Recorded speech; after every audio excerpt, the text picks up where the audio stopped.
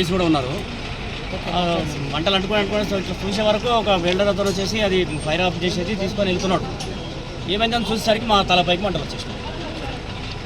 With సెకండ్లోనే నడు అని అందరం మా సెక్షన్లో అందరం దీనికి వచ్చేసినాం.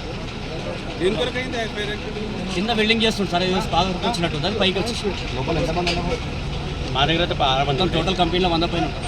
ఎవరికైనా ప్రమాదం జరిగిందా? ఒక ఆయన అతను శారీ సార్ అంటే ఆయన పైకి వెళ్ళి దుంకిండు, ఆయన నెక్స్ట్ బాల్కి మిగతా వాళ్ళతో సేమ్ అందరు బయటకు వచ్చేసి.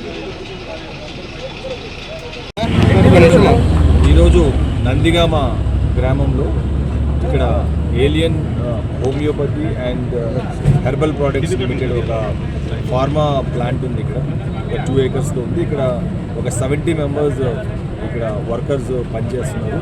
ఈరోజు ఈవినింగ్ అరౌండ్ 5 o'clock ఇక్కడ లోపల చిన్న వెల్డింగ్ వర్క్ ఒకటి వాళ్ళు రిపేర్ చేస్తున్నారు. దాని నుంచి స్పార్క్స్ పక్కనే ఉండే థర్మాకోల్ అక్కడి నుంచి రబ్బర్ ప్రోడక్ట్స్ మీద పడి అది ఫ్లేమ్స్ అంతా కూడా అక్కడనే స్ప్రెడ్ అవుతూ పోయి ఒక ఇంగ్రీడియంట్ అక్కడ ఒక 15 drumsలో ఆల్కహాల్ కూడా ఉన్నది. ఈ మెడిసిన్స్లో మ్యానుఫ్యాక్చర్ చేసేదానికి ఇంగ్రీడియంట్ కూడా ఉన్నది.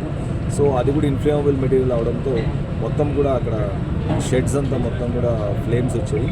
ఒక 3 members వరకు లోపల ట్రాప్ అయినారు. మిగతా వాళ్ళంతా సేఫ్గా బయటకు వచ్చారు. ఆ 3 membersని కూడా రెస్క్యూ చేయడం జరిగింది సక్సెస్ఫుల్గా.